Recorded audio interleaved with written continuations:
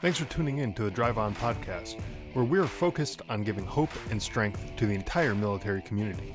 Whether you're a veteran, active duty, guard, reserve, or a family member, this podcast will share inspirational stories and resources that are useful to you. I'm your host, Scott DeLucio, and now let's get on with the show. Hey everybody, welcome back to the Drive On podcast. Today, my guest is Daniel Mayberry. Daniel is a Navy veteran who, after returning home and transitioning out of the military, began to struggle with PTSD. And since then, he's worked on building a community and started a podcast whose mission is very similar to the mission of this podcast. And so I'm excited to share Daniel's story and help other veterans in need together. So welcome to the show, Daniel. Glad to have you here. Thanks so much, Scott. It's such an honor to be here and just helping other veterans get connected to resources and hopefully just find a little bit of inspiration to carry on from day to day. Absolutely. And I think that's really the name of the game here. We're trying to just give hope and inspiration to the people who are sitting there maybe by themselves thinking that they're all alone in this. And that really couldn't be further from the truth. You know, these people who are out there just sitting there struggling and just trying to figure out their way through life and not getting anywhere. You know, we're here to help. Like that's what we do here. So yeah, absolutely. So before we get into this conversation, really, for the listeners who may not be familiar with you, why don't you tell us a little bit about yourself and your background?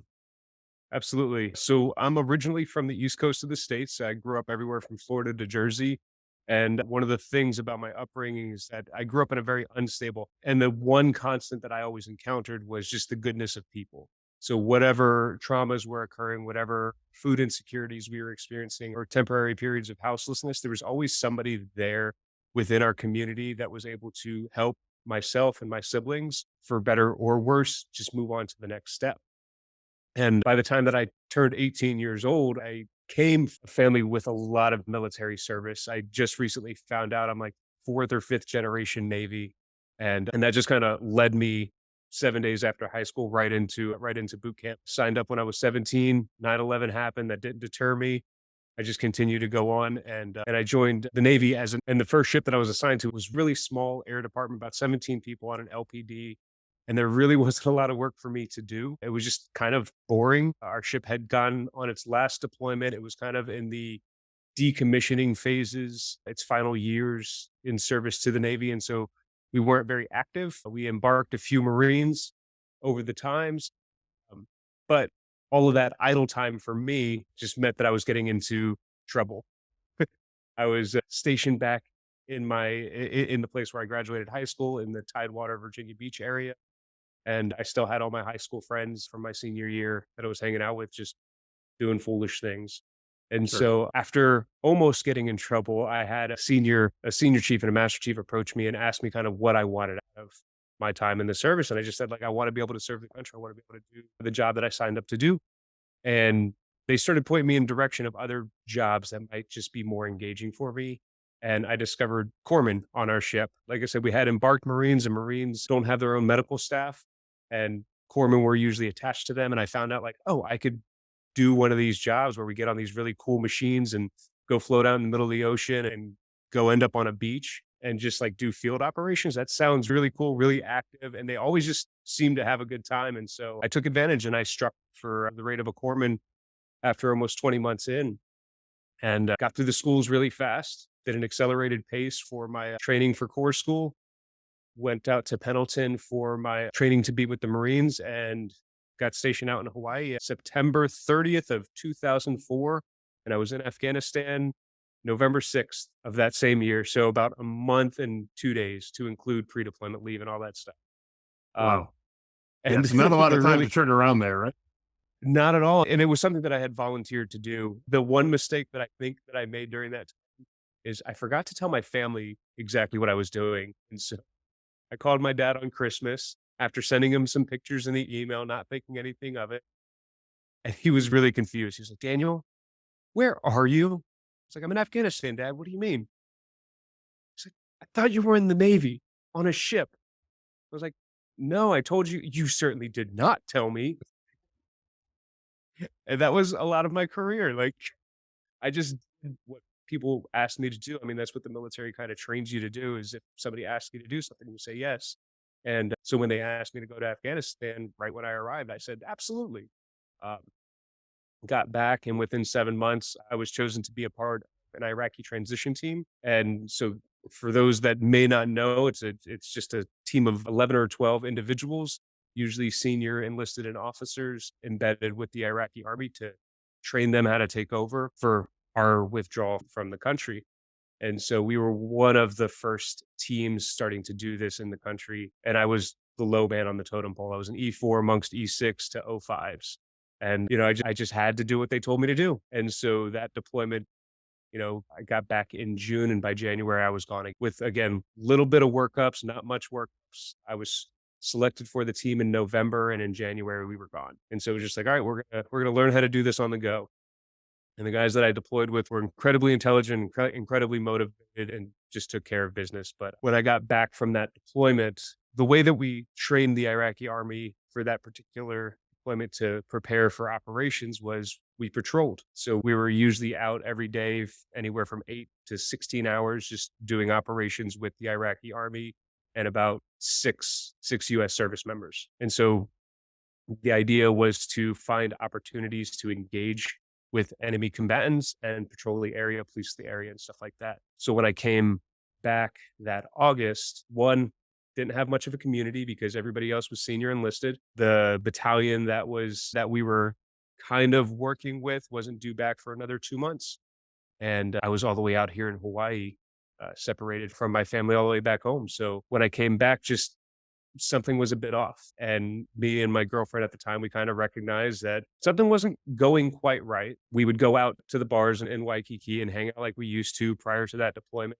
But I started blacking out and ended up getting lost, or, finding I'd come to 3 or 4 miles away from where we had started our evening and nobody knew where I was. And so we decided, "Hey, we're just not going to go out in town until we figure out like how to not get blacked out and find out like what's going on with the sudden outburst," which, for anybody that does know me, I'm just a very friendly individual. But instead of going and talking to the medical, because I was the medical, I just decided like this will pass. And I started picking up ranks. I got meritoriously promoted to E5 coming back from there, and senior guys started investing in me. I got to take over training.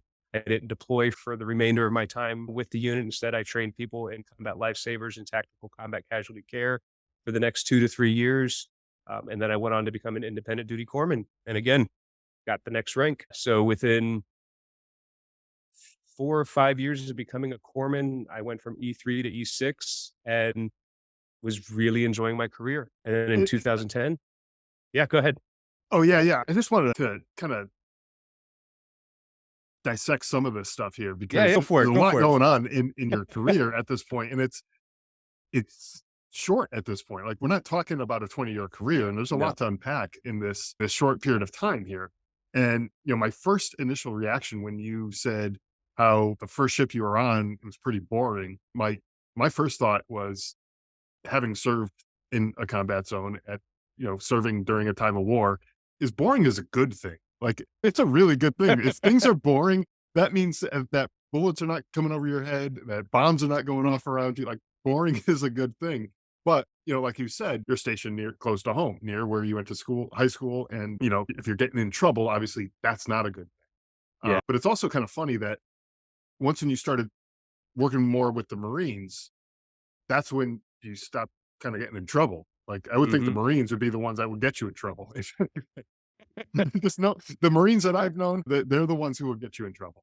If there's trouble to be had, they'll find it. But in all seriousness, though, it's good that you were able to find that thing that made your time in service.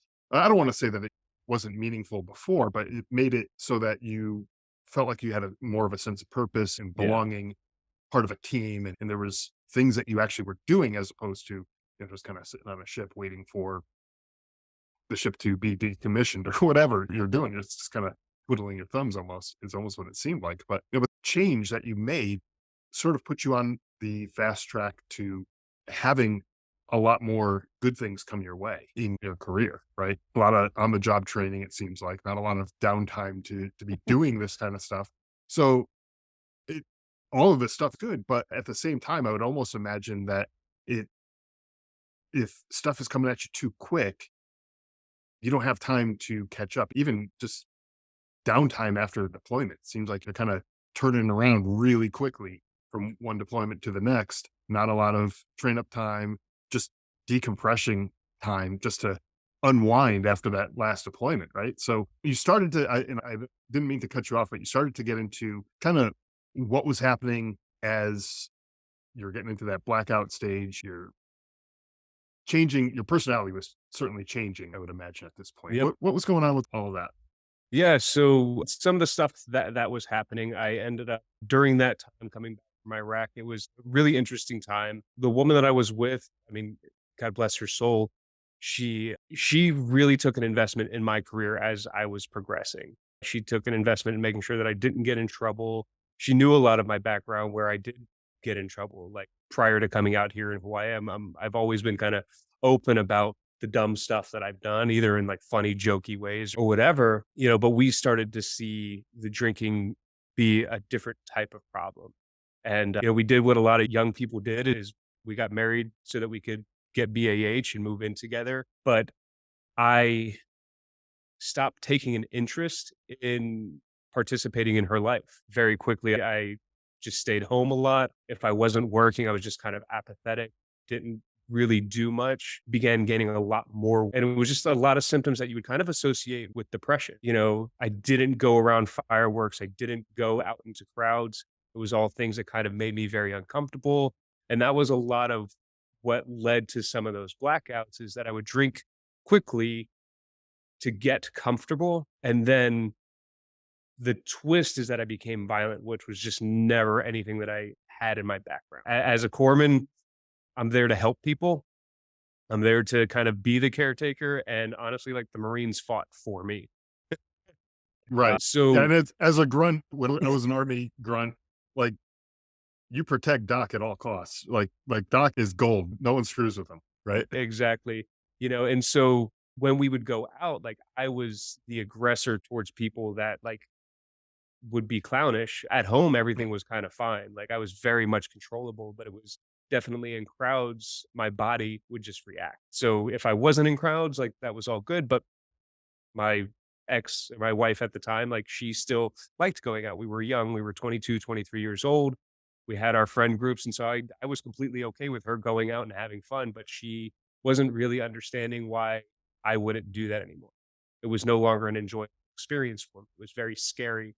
I didn't know where I would end up. I Mhm. wasn't enjoying going to dinner anymore. My body was in pain, um, from whatever actions happened in Iraq. And so what ended up happening within the first 6 months is she ended up finding somebody else to spend her time with. And then I had discovered within 6 months, which was a page turner for me to have a spouse essentially cheat on me. Well, she did cheat on me, and I was really grateful for my reaction in that situation because I didn't see it as she did something wrong to me. The way that I looked at it was, what did I do that led her there? And so I mean, it took quite a few months to get there, but I had a terrific father and mom that just kind of said, like, look at your part in her actions.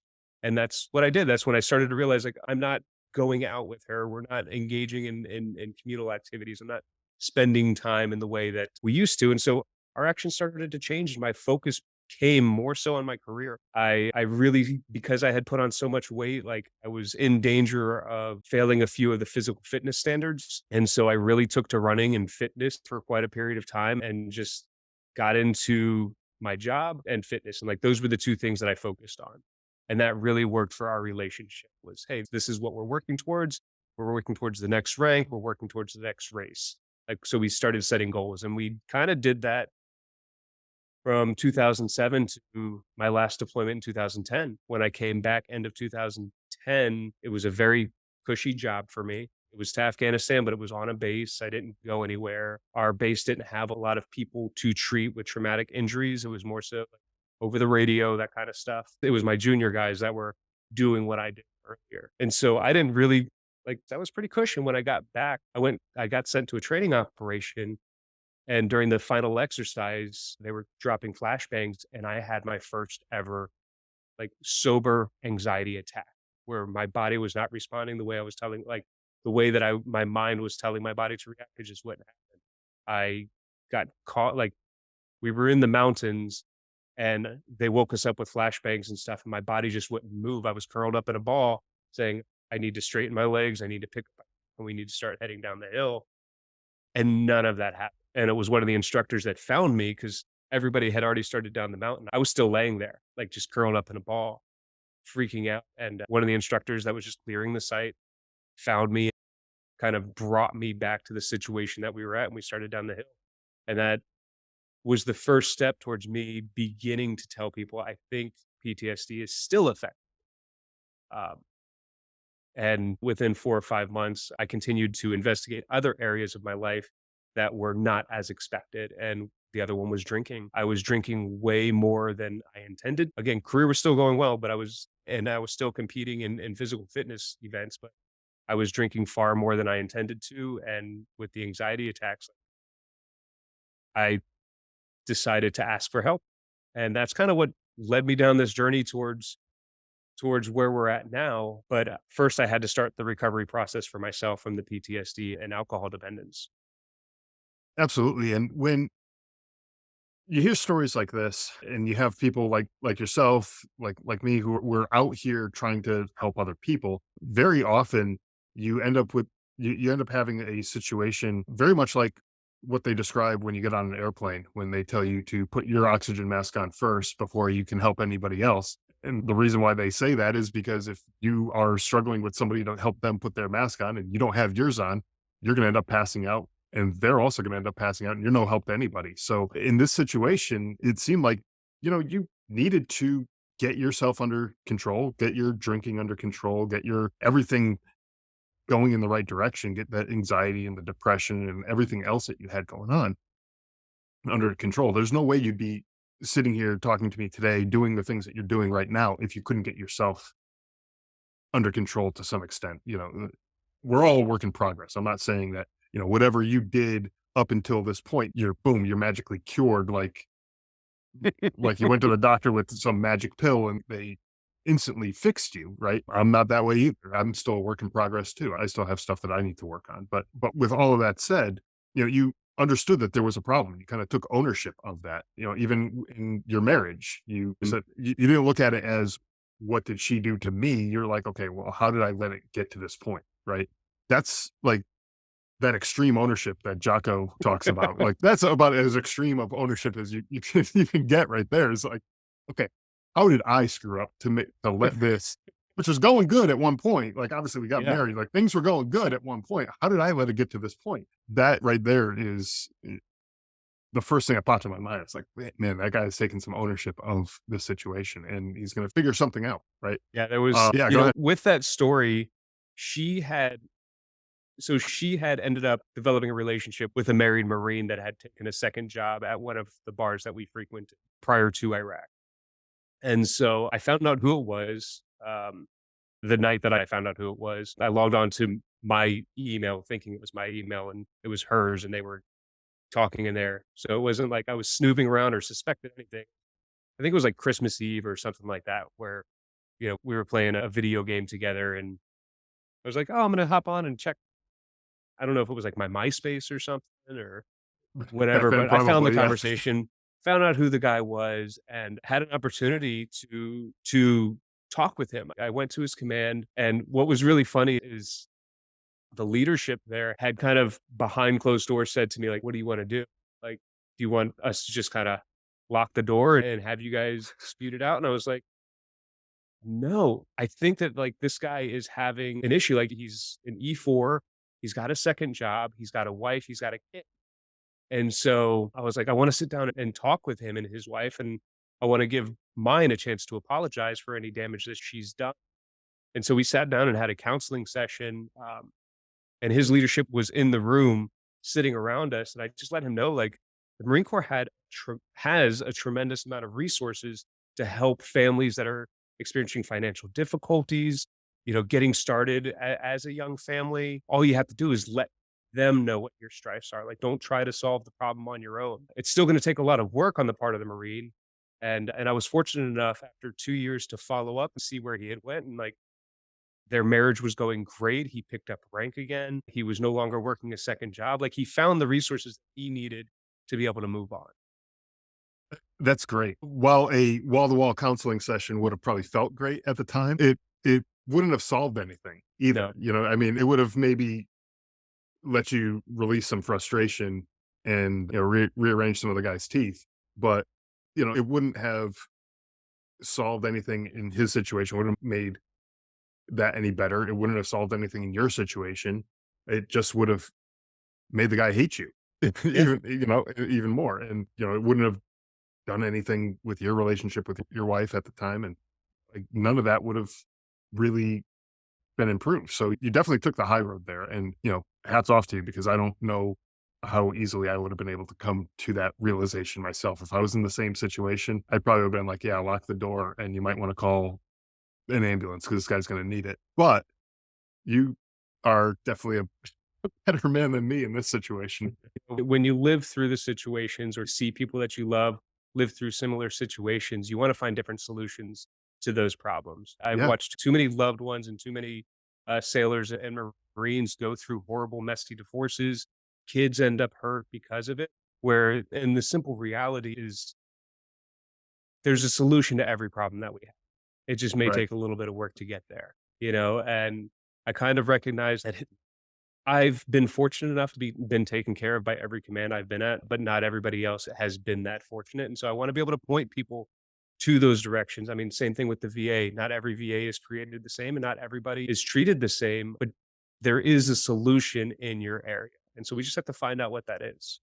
Right. And again, not every problem is going to be the same. Like, if I have Yeah, a problem, if you have a problem, our problems aren't necessarily going to be the same, and they're not going to necessarily require the same solution.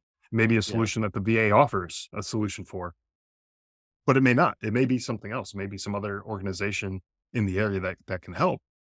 It yeah. has nothing to do with the VA. Doesn't really matter where the help comes from as long as the help is received and it's put into place and it's being implemented the way it needs to be. So, what helped you the most, do you think, with your battle with PTSD, depression, anxiety, drinking, all of the above? What helped you the most? So I go by 5 pillars of health, and I try to evaluate my life, and this way I'm always able to work on an area, and that's physical health, mental health, spiritual health, occupational and relational health as well. I think for me, the most important and most consistent that's been in my life has been spiritual health, uh, just because needing that purpose that's beyond myself is really critical for my life. Like, having a spiritually healthy life allows me to not be selfish and thinking about myself. It points me towards that higher purpose. And honestly, when I was getting separated from the military, I was losing a lot of purpose. I mean, I had a 30-year career. When I asked for help, it was to prepare for the next deployment so that I could be in top shape. I didn't know it would lead to me being separated. Uh, Right. and so I lost a lot of purpose coming out, and it took me a long time to find an occupational purpose. But my spiritual health just kept on defining what my purpose would be. And honestly, like it's always been to help the next person. And that seems like it makes sense because of, I mean, just a job that you had in the Navy, being a corpsman, like your whole mission is to be there for somebody else. Mhm. You're not there for you. Obviously, you have to be there for you. You're a part of the team, part of the whole big picture, but you're there to help the Marines and the other sailors who might need the corpsman to come and help them with whatever Mhm. situation they're finding themselves in. And so, like, it makes sense that you would fall back on something like that in this stage of life where you're trying to, help get yourself back on the right track, the spiritual side of things, and that uh, serving a purpose bigger than yourself. That makes a ton of sense. Yeah.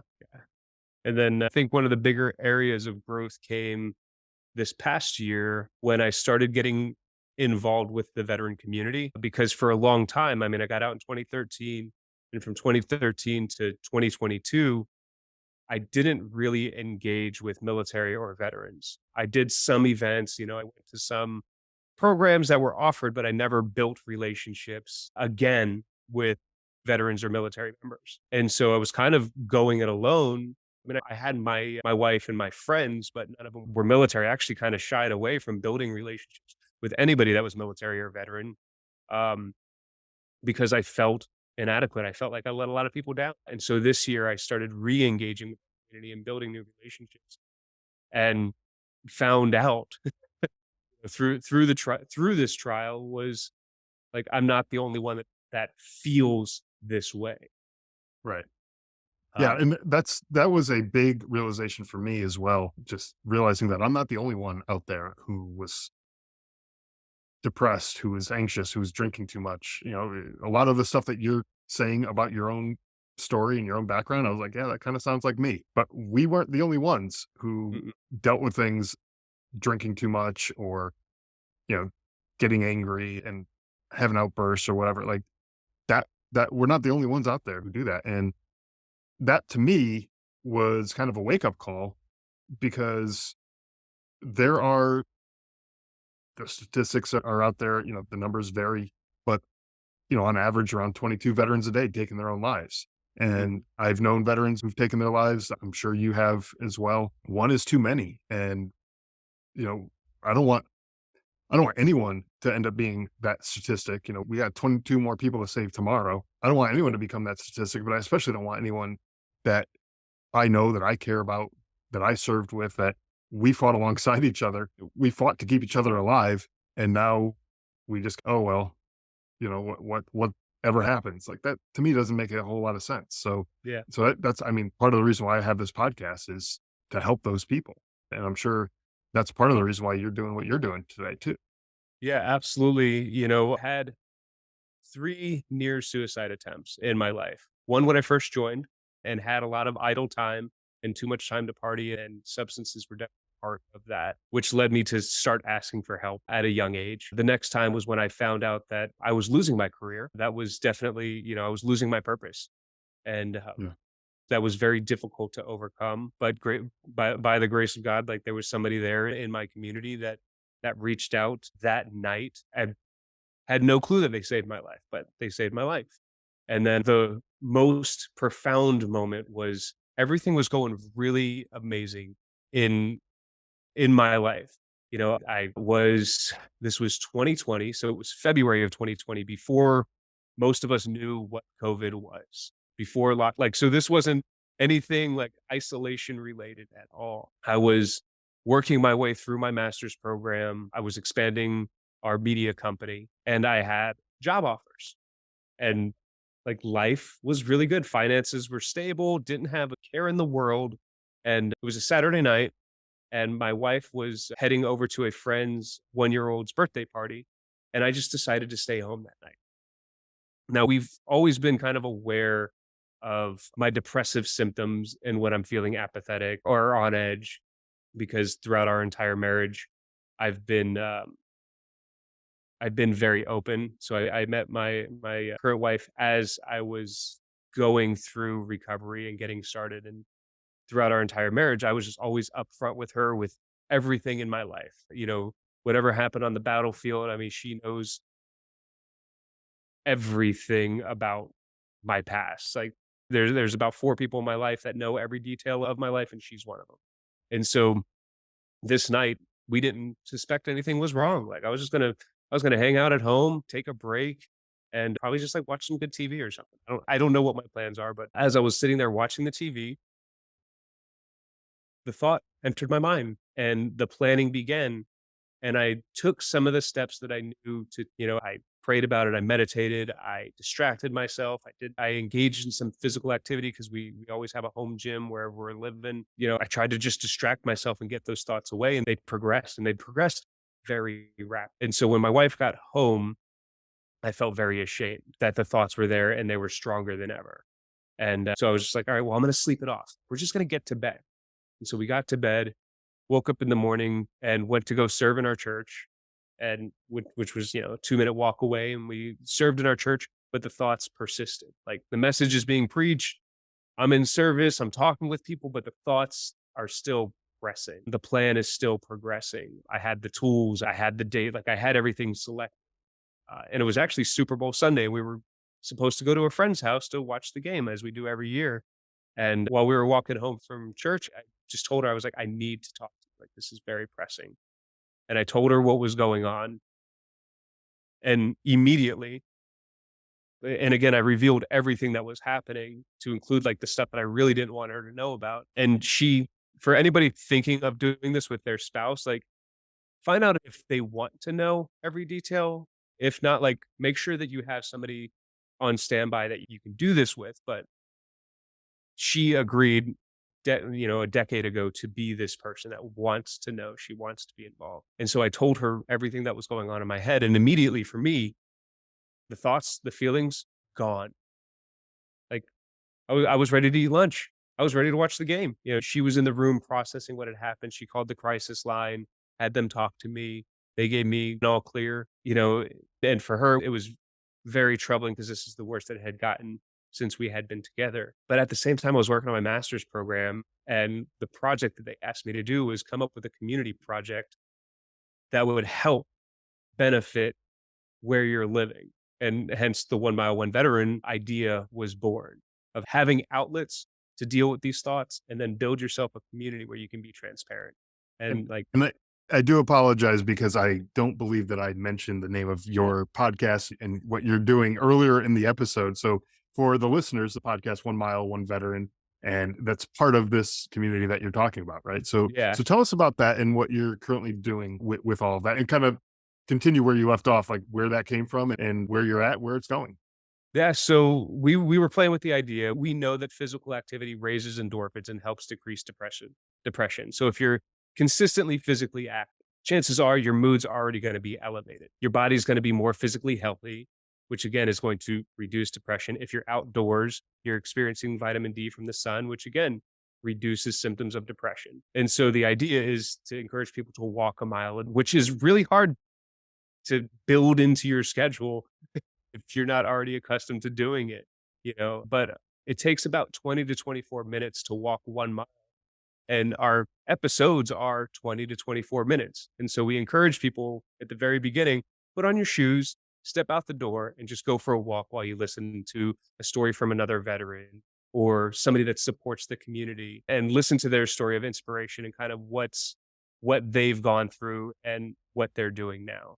Some of them range from comical to absolutely relatable and overwhelming for those that have experienced loss, but they've they all have something to add to our veteran community, a resource to add through that personal testimony.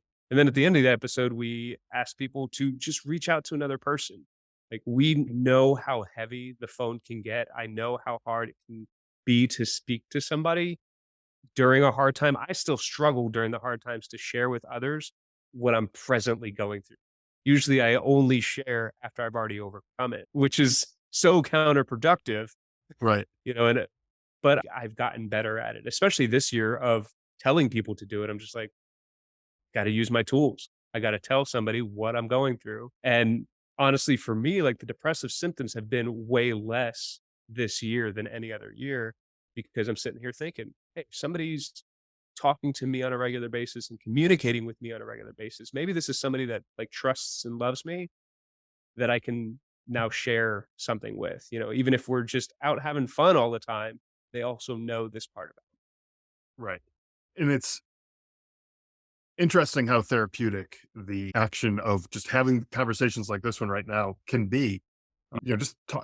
Just talking to another veteran, uh, getting to know their story, knowing their background. It could be over a cup of coffee. It could be, you know, if you're inclined to having a beer or whatever, you could just have a conversation or on a Zoom call like this and just talking to somebody. it. Prior to this call, prior to probably 5 minutes before I started recording this episode, you and I didn't know each other. Like, we hadn't talked to each other. I mean, we emailed back and forth and we had some, communications that way, but, we didn't really know each other. It's not like we're old, buddies from our time in the military, but we're talking as naturally as if we had served for 20 years ago. To me, that seems that way. And it's a strange thing that happens with people who have served in the military. And I don't really care what era it was, whether it was the global war on terror era, the Desert Storm, the Vietnam, go back years and years, there's some common ground that you can find, and you can have a conversation with any one of those guys or ladies and get together and be able to share and open up and just talk about things. And my God, does it feel so much better to just be able to get stuff off your chest. And like you said, just the action of telling your wife about what was going on in your head, like, had that therapeutic effect where you weren't really planning on going through with that situation anymore after Yep. you got that off your chest, right? And it's a simple thing, but thank God you had somebody around that you could talk to, right?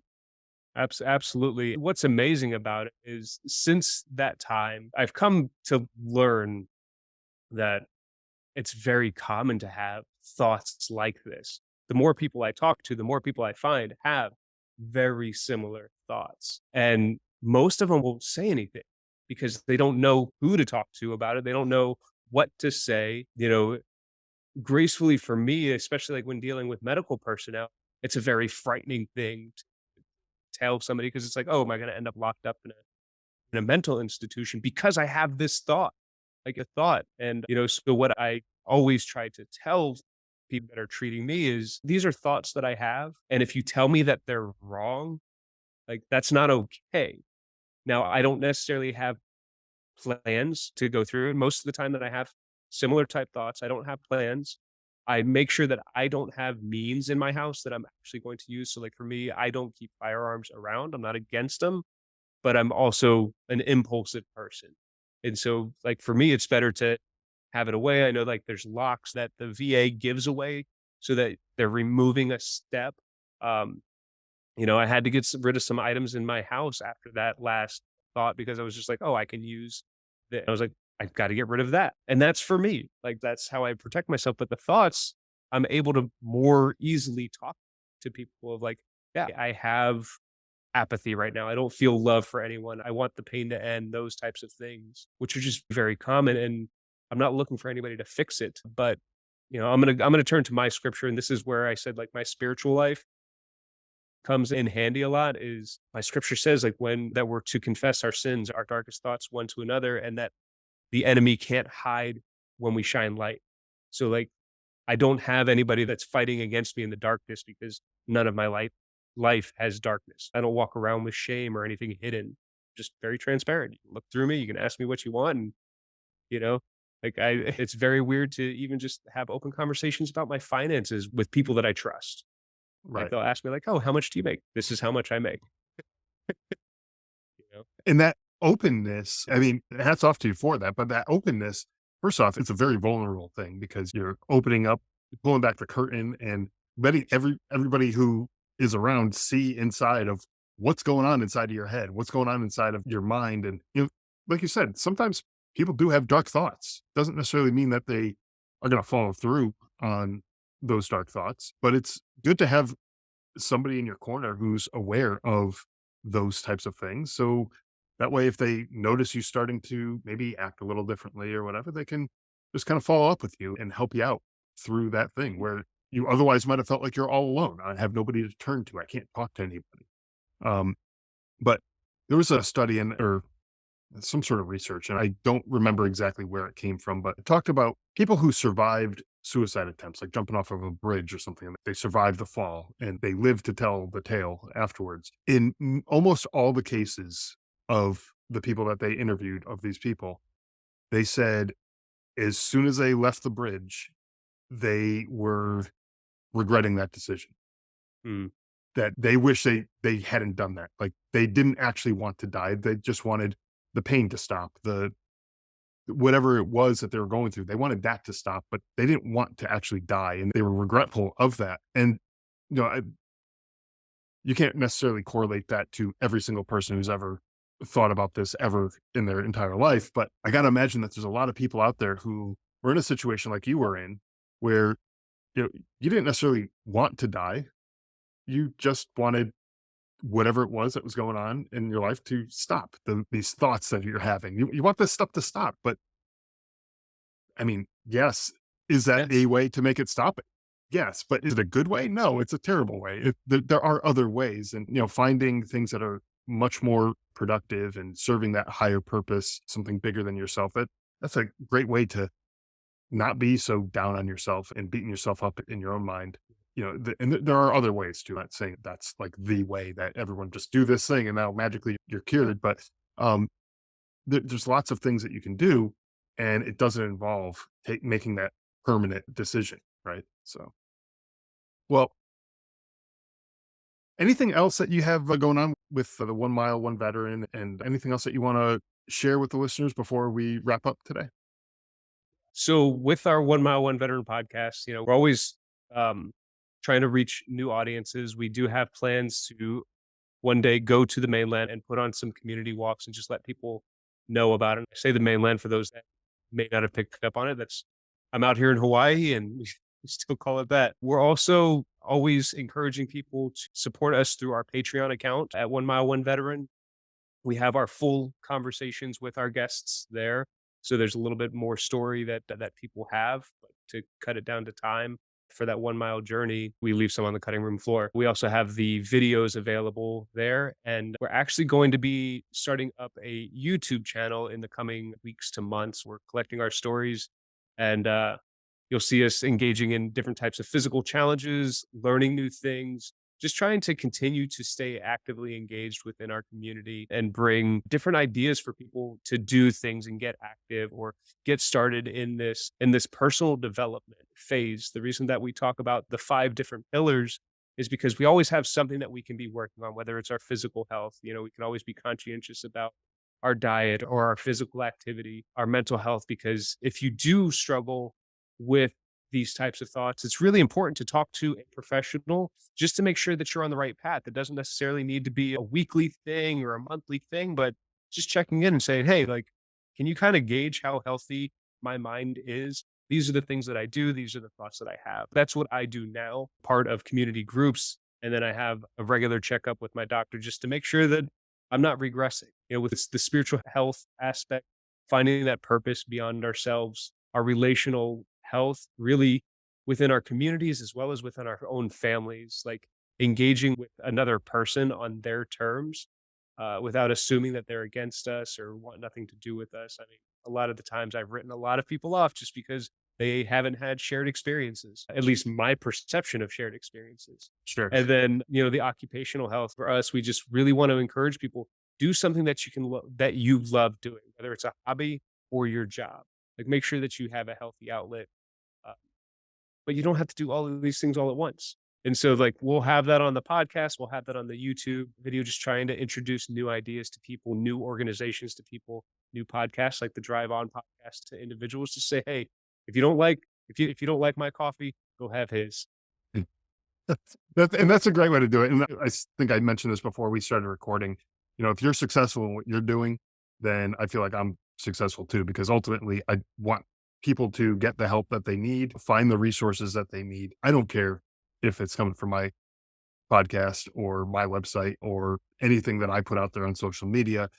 If someone hears your story and they resonate more with you, even through listening to this podcast, and they move over and they start listening to yours more than mine, I don't really care. Like I'm not in it for the stats and download numbers and all that stuff. I don't care about those things as much as I do helping the people who need it. And if someone finds it in your podcast, then, hats off to you and them for finding what they need. So, absolutely. I will have links to your website for the 1mileoneveteran.com and all your social media and everything. I'll put all of the links to that in the show notes. So anyone who's looking to find out more about your podcast and everything that you're doing, they can check out the show notes and get those links there. It's been a pleasure speaking with you. I really do appreciate you taking the time to come on the show and share your story, your background, and everything that you have been doing in the recent years to help out the other people in our community. So thanks again. Hey, thank you so much, Scott, and keep doing what you're doing. All right. Thanks. Thanks for listening to the Drive On podcast. If you want to support the show, please check out Scott's book, Surviving Son, on Amazon. All of the sales from that book go directly back into this podcast and work to help veterans in need. You can also follow the Drive On podcast on Instagram, Facebook, Twitter, LinkedIn, YouTube, and wherever you listen to podcasts.